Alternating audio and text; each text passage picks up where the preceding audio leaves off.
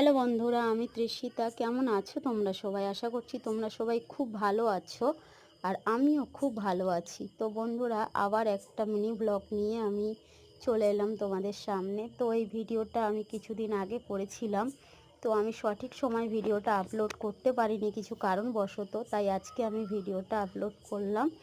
তো এটা ছিল আমাদের গ্রামেরই একটা বিয়েবাড়ি। তো সেখানে গিয়েছিলাম, কাছেই ছিল বিয়েবাড়িটা, খুব একটা দূরে ছিল না।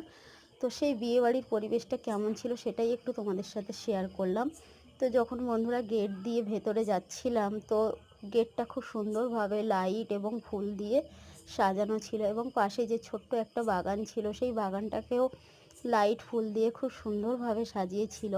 এবং সবচেয়ে আমার যেটা ভালো লেগেছে সেটা হলো এই গণেশ মূর্তিটা, কারণ গণেশজিকে তো আমরা সব কাজে, শুভ কাজে প্রথমে পুজো করে থাকি, তো সেই জন্য এটা খুবই ভালো লেগেছিল।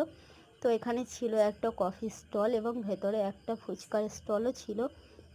তো বন্ধুরা দেখো, বিয়ের মণ্ডপটা কত সুন্দরভাবে সাজিয়েছিল, খুবই ইউনিকভাবে সাজিয়েছিল। এটা খুবই ভালো লেগেছিল আমার। তো তোমাদেরও নিশ্চয়ই অবশ্যই ভালো লাগবে।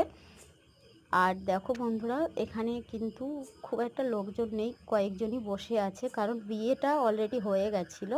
সন্ধেবেলাতেই বিয়েটা ছিল, তো তাড়াতাড়ি বিয়েটা হয়ে গেছে, আমরা গিয়ে কিন্তু বিয়ে দেখতে পাইনি। তো তারপরে বন্ধুরা বাইরের দিকে বেরিয়ে এলাম, ভেতরে গরম ছিল। তো এখানে সবাই খুব আনন্দ করছিল, মজা করছিল, এবং নাচ গান হচ্ছিল, সবাই নাচছিল, আনন্দ করছিল। তো আমি সেটাই দেখছিলাম দাঁড়িয়ে দাঁড়িয়ে। তো কেমন লাগলো ভিডিওটা অবশ্যই জানাবেন। আপনাদের ভালো লাগলে আমার অবশ্যই ভালো লাগবে। ভালো থাকবেন। Tata, good night.